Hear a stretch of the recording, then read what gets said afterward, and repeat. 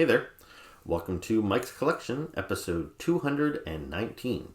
I'm Mike, and the part of my collection that I'm going to be talking about today is my latest Transformers purchases. Now, some of these are very new, like I literally picked them up in the last day or two, and some of these I've had for a couple of months. I've just been kind of waiting to get enough Transformers to make it worth my while to do a whole video devoted to them. So, some of the toys I'm going to be talking about are a little fresher than others, but hopefully you enjoy all the reviews anyway. So I'm going to start with my newest figures, which I just got yesterday, I think, or the day before. And these are the new wave of Transformers R.E.D series. And the Hasbro R.E.D series, it stands for Robot Enhanced Design, and it is their line of non-transforming Transformers. So these guys are just straight up action figures. And some people immediately are not interested in Transformers that don't transform. I really don't care about the transforming. If you've ever watched any of my previous Transformer-related videos, I never transform Transformers at all. Most of my figures that you see behind me here have never seen their vehicle mode. If I bought them and they were already in robot mode, which is typically how they're packaged, I never transform them. So the fact that the R.E.D series doesn't transform, that doesn't bother me in the slightest. So I've got a couple of those to review, and then I've got also a couple of figures from the last couple of months from the transforming line of Transformers, which is currently called Transformers Legacy. So yeah, I've got a few. I can't even remember how many I've got, maybe 6 or 7. So why don't I just dive right into it? So the first figure up for review is Hasbro's R.E.D series Shockwave. Now, Shockwave is one of my favorite Transformers. I always struggle to rank Transformers, but this guy I'd say is definitely my top 5 all-time favorites. I've always loved this guy. I had the original figure that came out back in 1985, and besides loving the character, in the comics and the cartoons, I loved that toy. It was one of my larger, if not largest, Transformers. Like, I had some of the combiners, like say Devastator was larger than him once you assembled all of the individual Constructicons together. But as far as just individual characters, a lot of the Transformers I had in my collection were some of the smaller characters. But Shockwave had to be kind of larger because he transformed, not into like a little dinky car, but he transformed into a gun that a child should be able to hold in their hand, and he should look like, you're holding a real like laser gun or something. So he had to be kind of big and bulky. And so in my mind, he always seemed like one of the more powerful Transformers. And, that's not just in my mind. He was portrayed that way. He was kind of the second in command to Megatron, I guess. I'm not sure his exact rank.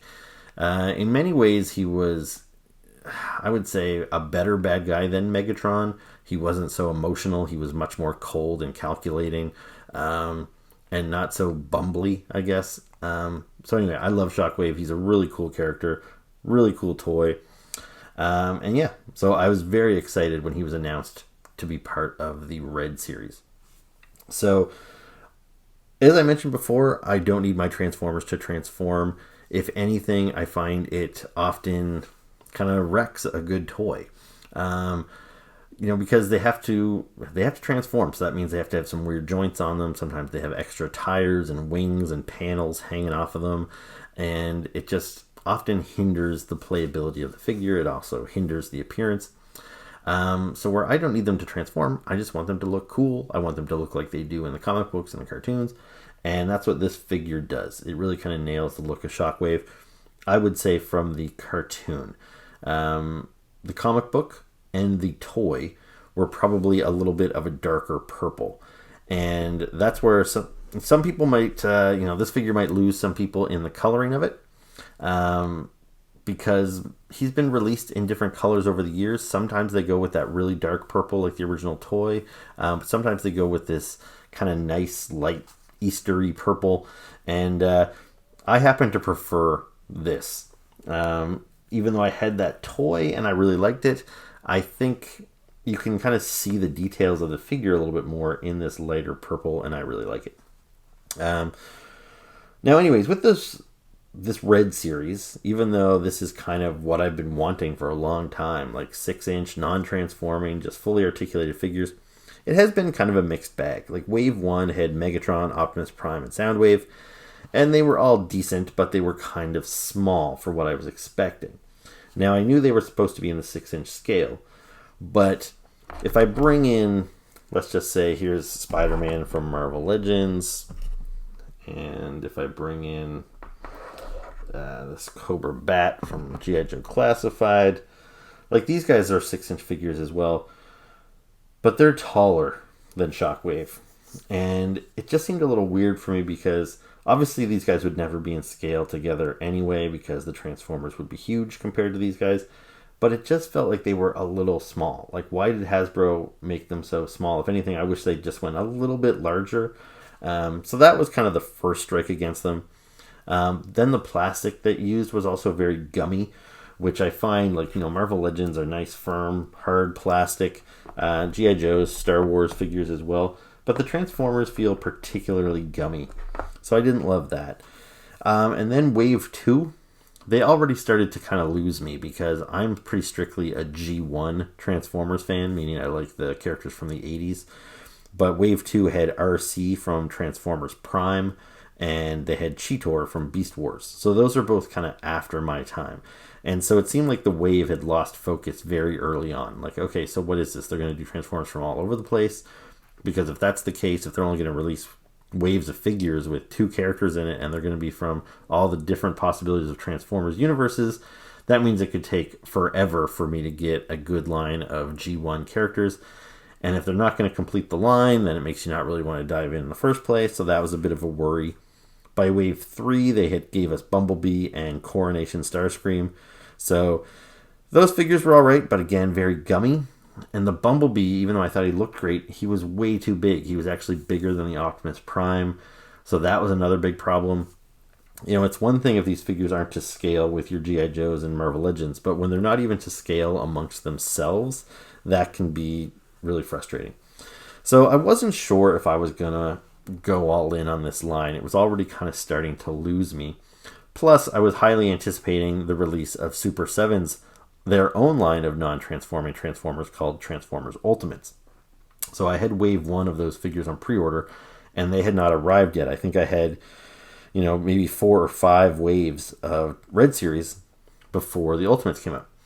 I got my Ultimates a few months back, and I was disappointed in them. Now, they were much larger. They were the kind of size figures that I was hoping these would be. They were about 8 inches tall, and they were big and they were bulky, but they still felt kind of cheap. And the articulation was really bad. A lot of the figures couldn't move their arms any higher than this. They couldn't move their arms forward. It was just, the articulation was just kind of weak. They had a whole bunch of accessories, but most of it was kind of junky stuff that I didn't really need. So needless to say, I was pretty underwhelmed with Ultimates. And then I quickly decided that I don't think I'm going to collect that line, especially at the price point. These figures are about $30, whereas Super 7's line is about $75. Now that's in Canadian prices. In the US, I think these guys are about 20, and it's about 50 or something for the Ultimates. But anyway, they're a lot more expensive. Anyway, after I got that first wave of Ultimates, then Wave 6 of Red Series was announced, and it was going to be Shockwave and Galvatron. So that got my attention because I was like, okay, these are 2 G1 characters that I really want. They're 2 of my favorites. The promotional images of these toys looked fantastic. So I put in my pre-orders as soon as I could, and I was pretty stoked to get an email from Walmart the other day saying that these were ready to pick up at my local store. And I scooted right down there and I grabbed them. And yeah, so here they are, ready to review. So, Shockwave. I think he looks great. He's got all the everything I would want a Shockwave figure to have. He's got that cycloptic eye. He's got those weird little earpieces. I could maybe say I wish maybe they folded down a little bit. That might be, you don't really need it, but the original toy, those things moved. So that would be kind of cool if you could adjust those somewhat. I really like that he has this clear plastic on the chest because the original toy from 85 kind of had that. It was translucent plastic, so you can kind of see the inner workings, and they've kind of replicated that here. He's got the hose that runs from his backpack into his arm that has the laser cannon instead of a hand, which is really cool. He's got those translucent hands because the vintage toy had a light up function, so when you press the trigger, the hands would light up. But some Shockwave figures have had solid colored hands because most figures have not had that light up function afterwards. So one thing I appreciate that Hasbro did here, and I might as well go into the accessories now, is they gave us his hands in solid gray as well. So if you don't like that translucent purple look, which I happen to do, but you can pop those out and replace them with the solid gray if you prefer. So you see there he's got a purple fist. You can also give him a gray fist. Now he's also got an open hand, like a gripping hand. So there it is in the translucent purple. And there it is in the gray. He's got some blast effects. So these are translucent effects. You can plug them into the back. Or let's see, you can plug his laser in like so. Yeah, you can make it look like he's shooting. Now the other accessory he has is pretty cool, but it was also probably the most disappointing thing about the whole figure. So he came with Megatron as a gun, but you can probably tell right off the bat, this thing is bent. Like, it is all wonky, and it came out of the package that way, and there's really no excuse for it. This happened a lot in the old days back when they displayed all the accessories, and there was twist ties all around them. But with this new packaging that Hasbro is moving away from the clear window, and they're putting everything like inside the box. So when I did that little insert of this figure in the packaging, you might have noticed there was still a window in the front for you to see the figure. But on the previous Red Series releases, there was a window on the side of the box that shows you the accessories. Now, it was just a picture of the accessories printed on the box, and all the little accessories came inside little plastic or little paper baggies sealed between layers of cardboard, so they were nice and protected. And yet somehow this gun still comes out really wonky looking, and it's so soft, like you can kind of bend it back, but I feel like it's going to break. The handle here is also warped, so I had this in his hand, but I find it takes away from the look of the figure because it looks so goofy when you see that bent gun. So I don't know, maybe if I can kind of heat it up and get it back into shape. But anyway, it's a shame that they gave you this accessory, which is pretty cool, but then it's so gummy and rubbery that it ends up being almost useless. So anyway, those are his accessories. So pretty cool stuff. As far as articulation goes, so his ankles, he's got a nice rocker ankle there. So when you do make him do the splits, you can still bend his foot like that, so he can still stand flat-footed even when doing the splits. So that's really cool. You can see he's got a good range of motion on the legs. These are kind of soft bits on the side here, so they don't hinder the movement. They can kind of come up. So you get pretty much a full split on them there. Got a swivel there. Single jointed knee, so a good range of movement there. Swivels at the waist. It's a little bit hindered by the backpack. So when you see I swivel him around, the backpack kind of catches there, but the backpack is removable. So that just unplugs like that. The elbows, so he's got a single jointed elbow. Wrist swivel, obviously. Head does a full 360. Now here's the problem I have with the arms. Is this soft rubber feels really delicate, and the joint is kind of weird. Like you see there's this whole ball here, and then it seems like the joint is inside that ball. You can't quite tell what's going on. So this ratchets out pretty good, and it holds good. But moving this arm around, it feels, I don't know, I worry that it could break. It just feels like I'm going to pull this right out of that little hole there. It's hard to really describe it until you've got it in your hand, but it just feels kind of delicate. So there's that. I do have a little bit of trouble getting this guy to stand in just a totally neutral standard position. I feel like maybe his head doesn't, and his hips, I don't know, it's hard to get him to stand totally cool in a nice neutral pose. He's got so much articulation that he almost is a little wonky, and also because of the soft plastic, I think. But having said all that, I love this figure. It's still not perfect, but I think it's probably the best Shockwave figure that I've ever had. I really like the classic look to him. Now, just for some comparisons to other Shockwaves, this is Super 7's reaction figure Shockwave.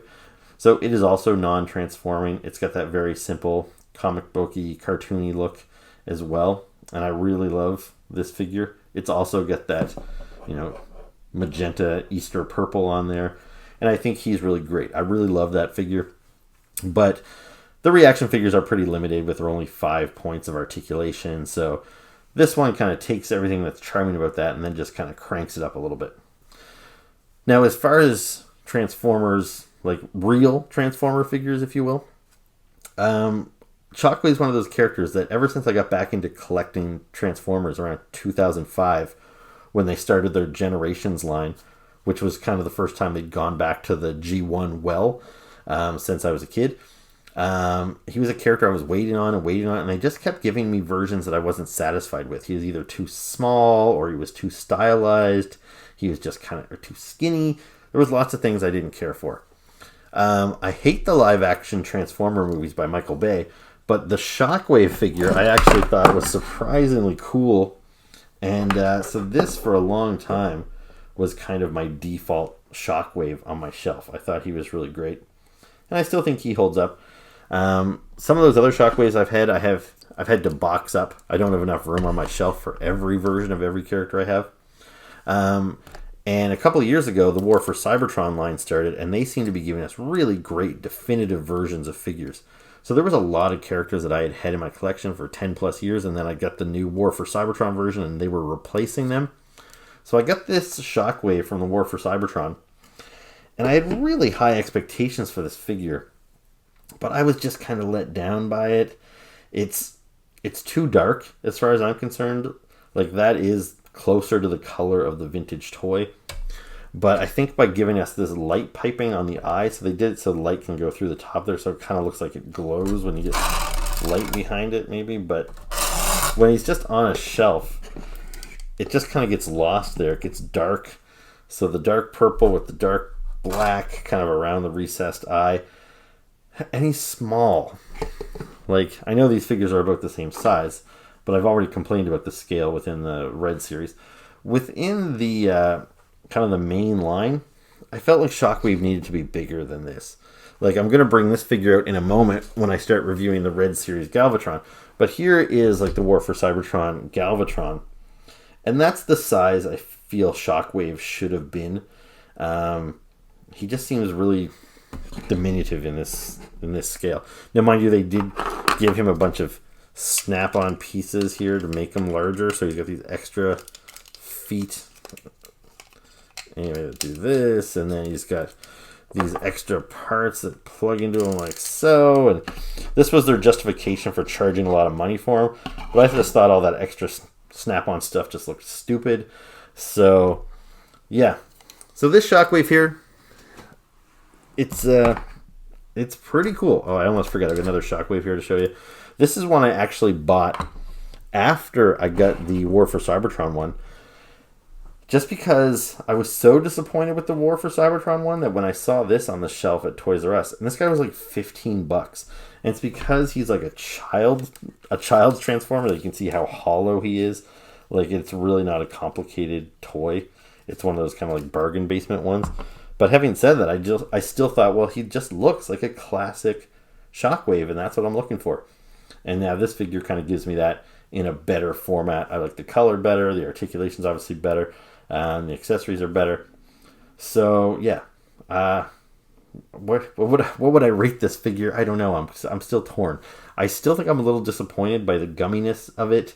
I hate that his Megatron gun is all bent up. I wish his backpack didn't hinder his movement.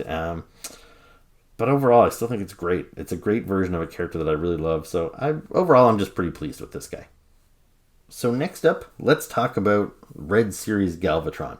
And I'll try not to talk so much about this one. I realized I talked for a really long time about Shockwave. I won't spend that much time on all the other figures in this line. But anyway, so here's Galvatron. He is the one other figure that was in Wave 6 of Hasbro's R.E.D series. And this is another one I was really, really excited about. Now, Shockwave I have loved since I was a little kid. Galvatron, I did not. So if you're not familiar with this guy, This is basically Megatron after he has been reformatted into a more powerful character. And that happened in the 1986 live action movie. I can't remember now. 86, 87, 88, something like that. Anyway, there was a... And did I just say live action? Anyway, there was an animated Transformers movie that came out after the second season of Transformers, the animated series. And, kids were excited. Like, oh, wow, a full-length movie about all these characters that I just watched 100 episodes, watching and falling in love with.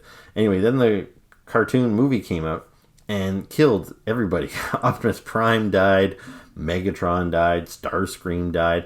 Not to mention all kinds of other characters had very unceremonious deaths, just getting blasted, and you just see their smoldering corpses on the ground. It was traumatic, and it rubbed a lot of people the wrong way, me included. I liked the movie, but I felt like Hasbro was shoving all these new characters down my throat, and just the way they killed off all these characters I loved, it left a bad taste in my mouth. So Galvatron was one of those new characters introduced in the movie. It was a way for Hasbro to refresh their toy line and, give them an excuse to put out another, Megatron figure, essentially, without having to re-release the old one.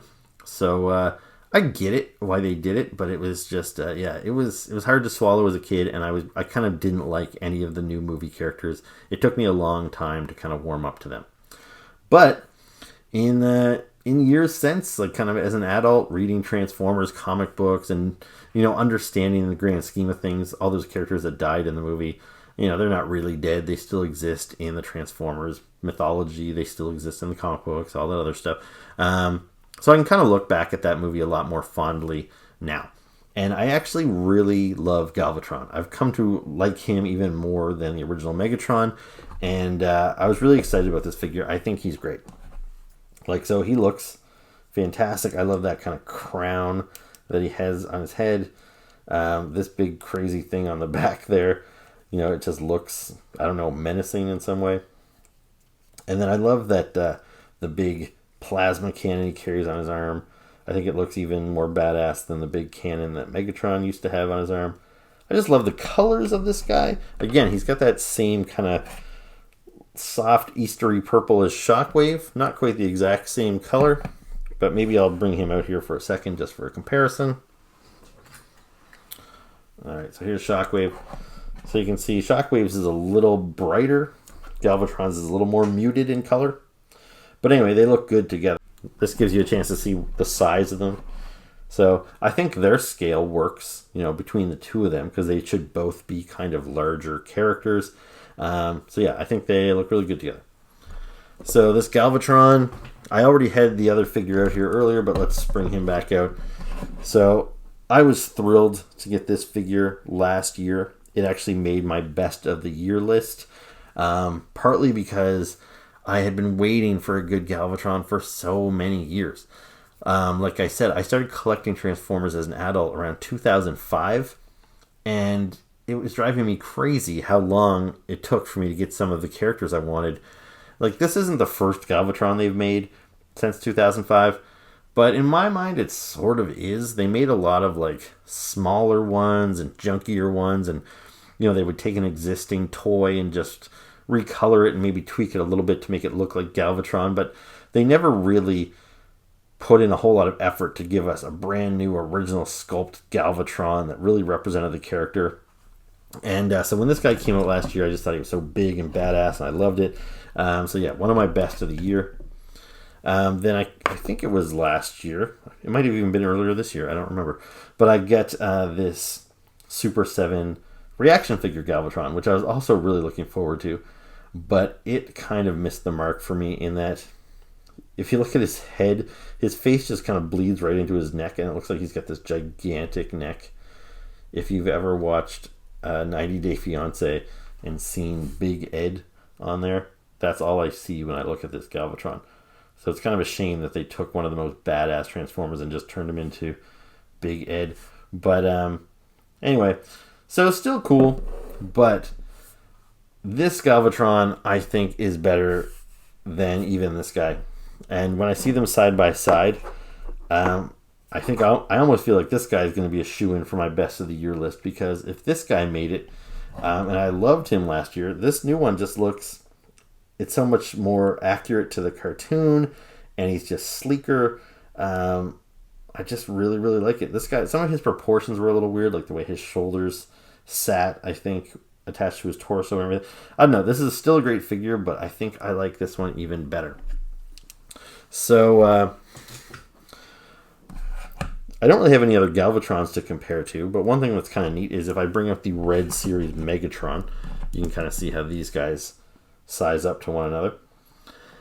And one of his accessories, so why don't I get into that really quickly?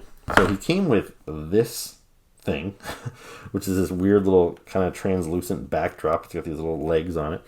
And I think that's just supposed to be the grid background that you saw in the movie when Unicron reformatted Megatron into Galvatron. You saw everything kind of go into wireframe, and then he converted into him.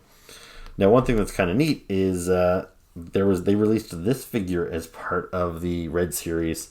I think he was in Wave 4, maybe.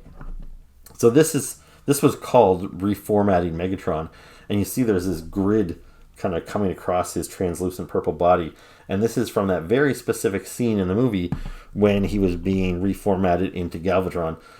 So now that you have all three of these figures, you can like reenact that scene, scene by scene by scene, or shot by shot, I guess I mean, when you've got standard Megatron reformatting into the end result, which is Galvatron, and now you've got this little backdrop to do it in front of. Anyway, kind of a weird little accessory, to be honest with you. Then he also came with this stuff. So he's got a couple of blast effects as well, similar to Shockwave. So you can just plug those into his plasma cannon like so. He's got a bunch of extra hands.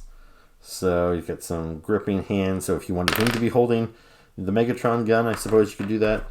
And then he's got a couple more of these open hands. And then he's got the Matrix of Leadership, which is pretty cool. And that just comes around his neck like so. And that's how he wore it in the movie. It probably could hang a little bit better than that. But anyway, you get the point. So it looks pretty cool. Anyway, I think this is a really solid figure. I think his neck looks so much better in that you can see there's actually a neck piece between this kind of collar and his head. So I think he looks great. He does not look like he has no neck. The proportions on him, the articulation on him, everything is just really cool. One thing that's kind of, interesting, I guess, is you'll notice when you fold his knee, those, what were always previously kind of knee pads, it's now on his upper leg instead of going down to his lower leg. That's just, it's not a complaint or anything, it's just an observation. And just so you see what I mean by that, if I bring this Galvatron back out, when he bends his knee, that kind of like red pattern was kind of on the knee portion. And that's how it's always been in pretty much every version of Galvatron. So kind of interesting, I guess, that they decided to do it a different way here. But otherwise, he's got pretty much the same articulation as Shockwave. You see he's also got these little fins on the side, so his legs can spread out pretty good. And his joints here, he doesn't have that same kind of circular joint that Shockwave had, so his arms aren't as scary to move around. So overall, between the two figures, I think I prefer Galvatron, but both are pretty great.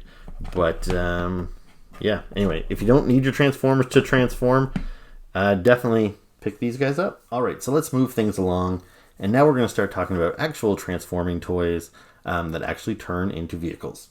So this here is Clampdown, and he is from the latest wave of Transformers Legacy figures. I believe they were part of the subset called Velocitron, and I think they might be Walmart exclusives as well. Anyway, I was quite surprised when I went into my Walmart a couple of weeks ago and I found the whole new wave of Velocitron. I was actually pretty excited, but like all the other toy lines now, the Transformers have gone up in price. I think they went from $30 to $35 Canadian. And there was about 6 figures there. So my first thought was to just grab them all. But then I had to stop and think, like, hold on now. I'm trying to manage my money a little better. I'm coming into the holidays. I've got some vacations planned. I can't just be buying all of these characters. And we're getting to the point with Transformers where we're either getting redos of characters we've already got a whole bunch of times, and I have to wonder, like, is this figure really that much better than the last version I got? Or they're characters that are really obscure. And so Clampdown falls into that category. He is not a character that you've seen in the cartoons or read about in the comic books. This guy is, I believe, based on a... what's the word I'm looking for? Like, before Transformers were basically imported over to North America, so we're talking like the very early 80s, like Diaclone and stuff. That's where a lot of these new figures are coming from, is they're based off of old Diaclone toys and things like that. So yeah, Clampdown he's a repaint of the character Red Alert. And yeah, so of all the Velocitron figures, I ended up putting them all back except for Clampdown. And surprisingly, like, I don't know, part of me thinks he should have been the first one I put back, because I already have this toy essentially a few times already. Some of the other figures were a lot more like original. There were some new sculpts there and everything, but I just didn't know them. And I just happen to really, really love the design of this figure. And I think Clampdown looks great. Like, I love the color scheme. He's all white with just the little pops of red and blue there. He transforms into a police car. There's his little siren. It can also just be, I've got it clipped onto the side of his gun there, but when he's in car mode, it just clips onto the top of the car. And actually, one thing that's interesting is I assume maybe it's so the packaging can be reduced, but this new wave of Transformers, they're actually being packaged in their car mode instead of the robot mode. So where I said in my intro that most of my Transformers have never seen their vehicle mode because most of them come packaged as robots, with these new Velocitron figures, I actually have to transform them at least once because they come in their car mode. So I can actually insert a little bit of footage of me transforming this guy, and you actually get to see him in car mode. Now, I'm curious to see how that works for Hasbro. Maybe, young boys are more attracted to the vehicles than they are the robots. I don't know, but for me, it's a turnoff. I don't like seeing them as the vehicles. I'd much rather see them in robot mode. But, in the grand scheme of things, it doesn't matter. I usually know what these figures look like online before I ever see them in stores, so I kind of know what to expect. But anyway, yeah, he's pretty great. You should probably know what to expect if you have the Red Alert figure that came out previously. It's essentially the same figure. Like, he's got that same head, just repainted.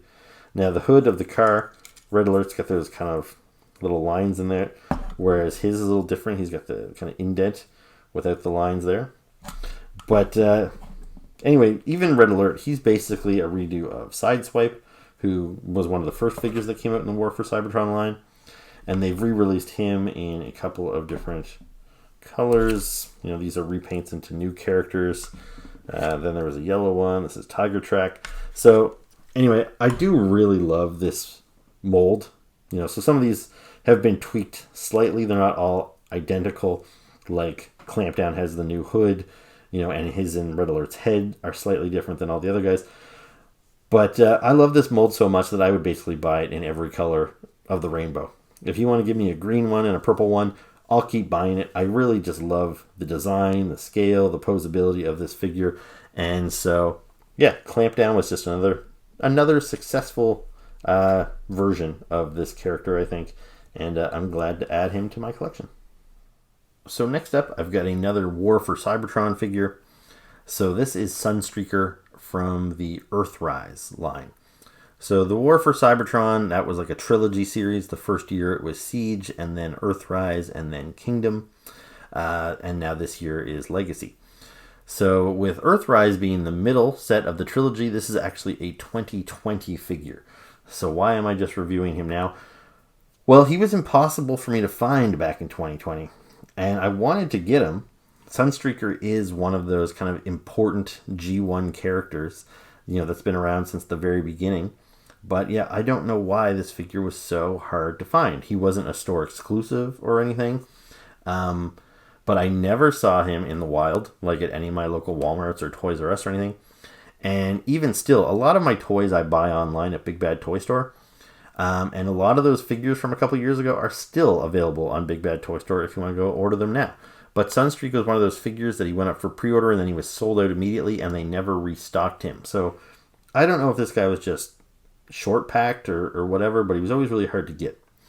And it was kind of weird because I couldn't find this figure, but as you just saw with Clampdown and how he was a repaint of Sideswipe and all that stuff, Hasbro likes to reuse these molds so they get the most bang for their buck.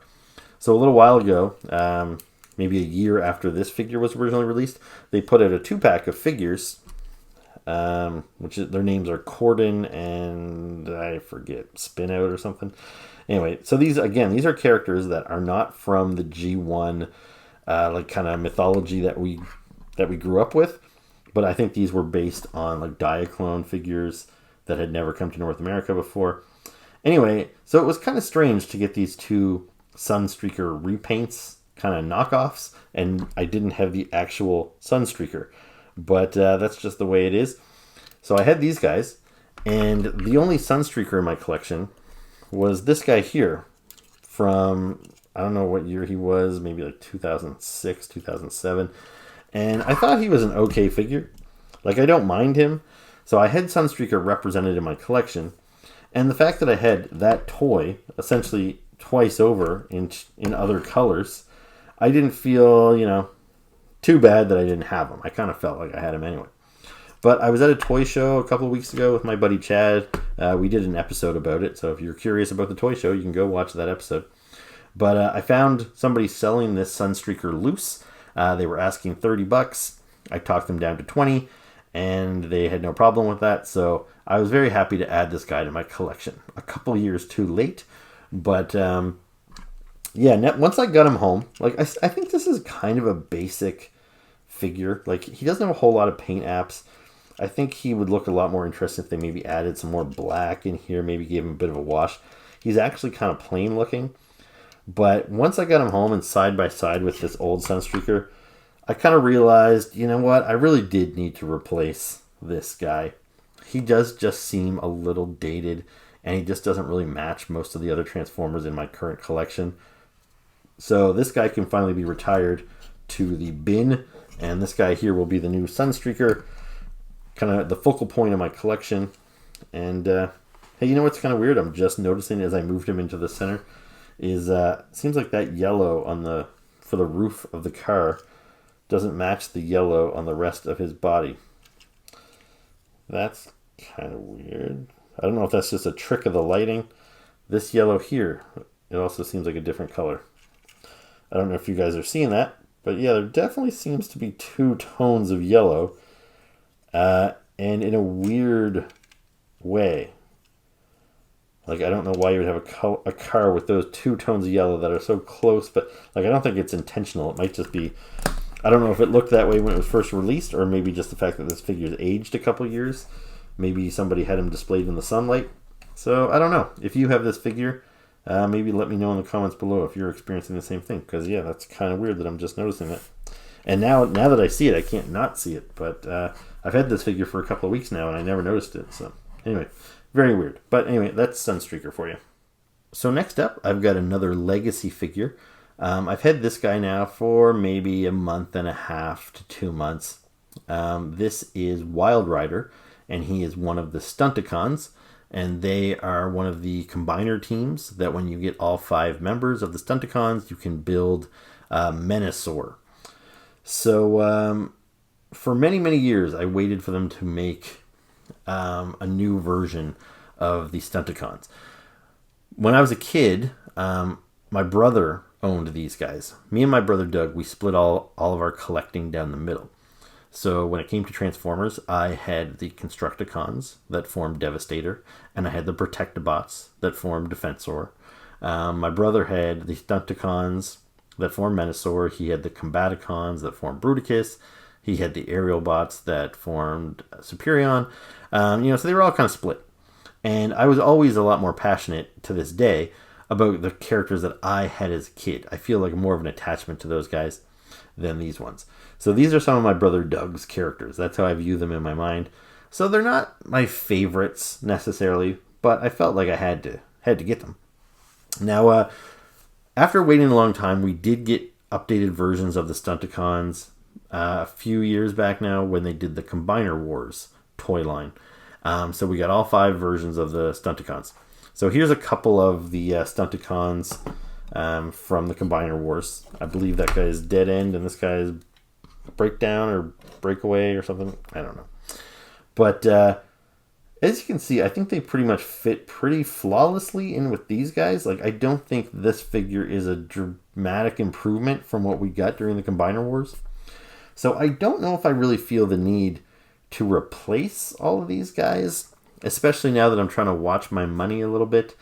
But anyway, with Wild Rider, I felt I had to get him because, oddly enough, when they did the Stunticons during the Combiner Wars, they gave us all those classic characters that we had when we were kids. So Breakdown, Dead End, Motormaster is the main truck that forms the torso. And then there's also Dragstrip, who is the yellow dragster, who forms one of the other limbs. Now, the first Stunticon that came out in the Legacy line, this guy came out earlier this year, was Dragstrip. And I bought him kind of without thinking about it, just because I kind of buy all new Transformers that are G1. So when this guy went up for pre-order, I pre-ordered him, and he showed up. And I'm glad I did, because it is a vast improvement over the Combiner Wars version. So I think this guy's pretty cool. But when it comes to like Breakdown, who he's currently up for pre-order, I don't know if I need to get him, because I still like this figure. I still think it's pretty cool, and I don't know if the new one is enough of an improvement. Same as with Dead End. I definitely don't plan to buy the new Motormaster, because the new Motormaster, the price point on him is like $90 when the old one used to be like $30. So I definitely don't think he's $60 better. So knowing that I'm not going to get Motormaster, I'm not going to be able to finish building the new Menasor anyway.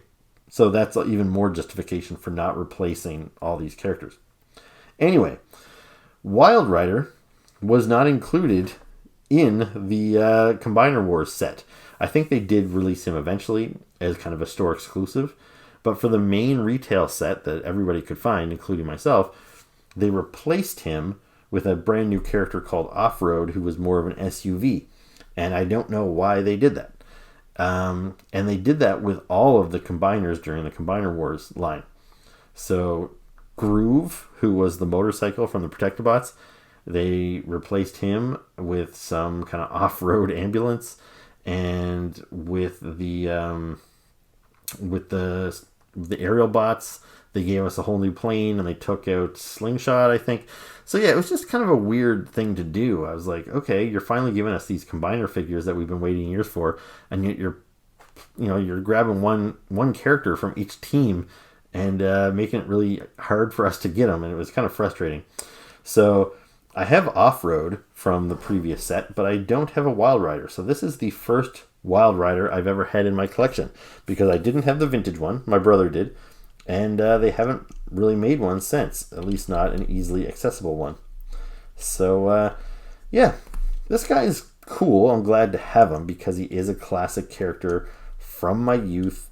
So it's nice to finally have him in there. And now I finally feel like I have a complete Stunticon team, even if it is kind of a mishmash of Legacy figures and Combiner Wars figures. That doesn't really bother me. And this guy had one of the cooler looks. I like these kind of weird little like earpieces that he's got on the side of his head. But having said all that, this is not a particularly exciting figure. I find his articulation's kind of weird. This is the kind of stuff I was talking about with the Red series. Like the way his arms move, he's just got all this extra kind of kibble hanging off of him. Like there's no real great way to move the hood of the car, and he's got this windshield just kind of flopping there in the back. It's just a whole lot of junk hanging off of this guy, and he feels a little blocky. It's almost like the old toys of my youth where they were just big bricks of figures, and that's kind of what this guy almost feels like. Maybe if he had a little bit more color through his legs or something to break it up a little bit, but he is just kind of a solid hunk of black and gray. And I don't know. I don't find him particularly interesting, but I am glad I got him so I could complete my Stunticons. And yeah, I don't think I have a whole lot more to say about Wild Rider. So this next figure is pretty cool. This is Jhiaxus, I think I'm saying that right. It's kind of a weird spelling on this guy's name. But yeah, this is a character that we don't get very often. And yet he serves kind of an important part in Transformers like mythology. And I don't really know this guy from when I was a kid. You probably don't either. You have to be kind of a hardcore Transformers fan, I think, to know who this guy is. And that's because, and I might have some of my facts wrong on this, so correct me if I'm wrong. But the Transformers comic by Marvel Comics, it ran, for a long time here in North America, but it kind of fizzled out around the same time as the toy line did. But for some reason, it seemed a lot more popular in the UK, and the UK comic ran for a couple more years past the North American one. And so they had all these new storylines, and Jhiaxus was one of the new characters that was kind of created by Simon Furman, I believe, the writer of the UK Transformers comic book. And he became very important into kind of the backstory of ancient Cybertron and all that stuff. And then when IDW, they revisited the old Marvel series with their, I forget what the series was called, Transformers Rebirth or something like that. Anyway, they kind of carried on the storylines with Jhiaxus and everything, so he kind of has worked his way into the North American mythology over time, and he's just a cool character. And I do have a previous figure of this guy, but it's pretty drastic difference. So this is how Jhiaxus appeared in those UK comic books. And then this is the Jhiaxus figure that I got a few years back. And really the only way that you can tell this is Jhiaxus, other than the name on the packaging, is he's got that weird kind of facial structure where it almost looks like he's got a ball gag in his mouth. There's these two kind of pipes or hoses running into this kind of blocky thing over his mouth. So he's got Jhiaxus's head design, sort of. But otherwise, they just took, I think it was a Starscream figure, and they just repainted it. And yeah, he's got this bright orange color scheme, which is very distinct. But as far as I know, Jhiaxus never had a color scheme like this. So I bought this figure just so I could have this character represented in my collection. But it really did not look like any form of Jhiaxus that I was familiar with. Anyway, this figure here is, I think, the first time ever that this character has really got his due. He's got his brand new, his own sculpt, like it was intended for him. If Hasbro decides to reuse the sculpt for somebody else down the line, fine. But as opposed to this one where they took an existing character and kind of retrofitted it to be Jhiaxus, this is Jhiaxus. This is who they intended it for. So he's got all of those kind of unique flares. So the head sculpt, so it looks great. So that's got that like that ball gag thing I'm talking about. And that's straight out of the comic books, that look there. He's got these weird little like bat wing looking things on the back there. Those exposed wires on the front, little wings on his ankles. Again, I think all that stuff is pretty true to his comic book appearance. And the color scheme. It's kind of a weird color scheme, having that much white with yellow and green and red. But again, that's from the comic books. So I like that they stuck with that for this design. And yeah, this is a big figure. I don't know Jhiaxus how big he should be because there was no vintage toy, and that's kind of usually how I picture the scale of Transformers in my head. Like I don't really think of the vehicles. Like for example, like Cosmos is a spaceship, and yet he's way smaller than Optimus Prime, who's a truck. That might not make a whole lot of sense, but that's the way it was in the old toy line, so that's the way I always think it should be. And so yeah, when it comes to Jhiaxus, because there was no vintage toy, I don't really know where he should fit in scale-wise, but this always did feel too small. This felt like henchman size to me. The fact that he's this big now, he fits in with characters like Megatron, Galvatron, Soundwave, stuff like that. So he feels like he belongs at the big boy table with the other Decepticons, and I really think this is a pretty great figure. Okay, so the last figure I have to talk about is the Autobot Blaster, but not this figure here. Now this guy I got earlier this year, and I think it is a fantastic figure. I reviewed him in detail, I think it was a few months ago now, and he's great. I really think this figure is a shoo-in for my best of list. He's at least a contender. I don't know if he'll make my best of the year list, but it's just a really, really cool version of that character. And the fact that he comes with this little version of Rewind is just a little bonus. So it's a great little set of two characters. I'm really pleased with it. Anyway, in the Transformers comic books, they have this storyline called Shattered Glass, which is kind of like the Star Trek mirror universe, where the good guys are bad guys and the bad guys are good guys. So in the Shattered Glass universe, the Autobots are the evil team and the Decepticons are the freedom fighters. And I haven't read all of that comic book. I've read some of it. And it's kind of an interesting storyline. I like some of the redesigns for some of the characters. I don't like some of the redesigns for other characters. And they've made a handful of the Shattered Glass figures or characters in action figure form. I've already got the Goldbug Shattered Glass. I've got the Starscream Shattered Glass, and I thought they were both really good figures. Although I passed on the Megatron, I passed on the Optimus. I'm on the fence if I'm going to get the Soundwave that's coming out. But anyway, when it came to Blaster, I felt like I had to get this figure here. So this is Shattered Glass Blaster. So you can see there, he doesn't have a Decepticon symbol because it's not like the good guys are Decepticons. In the mirror universe or the Shattered Glass universe, the Autobots just happen to be the bad guys. So that's why he's still wearing the Autobot crest. But you can see he's got these much more, I guess we'll call them evil colors, with the white and the purple and the turquoise. Anyway, it's a really cool look for Blaster. And, I was a little torn. As much as I like the look of him, this figure is a larger figure, so he's a little bit more expensive.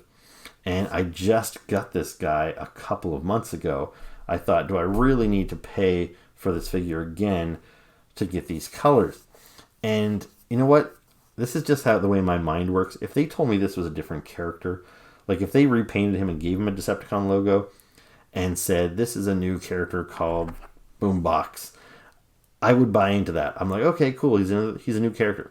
But when you tell me it's just Blaster again, even from an alternate universe, I'm like, well, it is just another Blaster. Do I really need another Blaster? And ultimately, I decided, yes, I do. Maybe I wouldn't have felt that way if it was kind of a lackluster toy, like Wild Rider, for example. I got him because I wanted the character. I kind of needed to complete my Stunticon set. But the figure itself doesn't really wow me. I don't think it's a particularly well-constructed toy. It's not that exciting to play with. Whereas this Blaster is phenomenal. I think he looks great. He feels great. He moves great. So yeah, how could I pass it up when it came around a second time? So yeah, this is Shattered Glass Blaster. And of course, he comes with Shattered Glass Rewind as well. So instead of the translucent blue of the first one, now we come in a translucent red with some white highlights. So he looks pretty cool. And yeah, if you have the first Blaster, there's not a whole lot more to say about this guy. He works the exact same. You hit the buttons there, his chest opens up. You can put this guy transforms into a cassette. You can put the cassette in his chest. He's got good range of movement. You can get him in lots of cool poses, which is something you could not do with the vintage Blaster, which I actually have. He's on my shelf over there. I don't think I'm going to bother dragging him out for this review because I'm pretty sure I dragged him out a couple of months ago when I reviewed this guy. So if you're curious to see how he compares to the vintage Blaster, you can just go find that video. But anyway, it's a great figure. Like I said, I love everything about it. There's not a whole lot of... There's no like hollow bits on him really. Like the back of the legs, there's a little hollow, but very minimal hollow parts. Very minimal kibble. Like he doesn't have any crazy stuff hanging off of him. And yeah, just great design, cartoon accurate and everything with the face sculpt. I love it. And so yeah, this new paint job, it just looks really sharp and I'm happy to add them to my collection. So that was my review of my latest Transformers figures, both transforming and non-transforming. I hope you enjoyed it. If you did, please make sure to hit the like button, hit the subscribe button, and please leave comments below. All that interaction, it helps the channel. YouTube recommends me to more people. I think the more, comments, views, all that stuff that I get. So please, if you enjoy the video, I would encourage you to just say, thanks for the video, Mike, or something below. It's all very much appreciated. So, yeah, having said all that, I guess I'll wrap things up. I'll be back soon with another video. I still have a whole big pile of G.I. Joe figures that I'm waiting to review. And I can't clear off my desk until I've reviewed these figures, and then I can finally put them away into like my collection on my bookshelves over here. And it's gotten so bad that I'm sitting at a different view than I normally am. Normally I'm sitting at a little chair here in the corner, but my chair is literally piled up full of G.I. Joe figures and stuff that I need to review. And rather than moving them around, I just thought, well, I'll just shoot from right here for now. So anyway, I'll be back soon with another G.I. Joe video. And yeah, until then, thank you very much for watching. Ciao.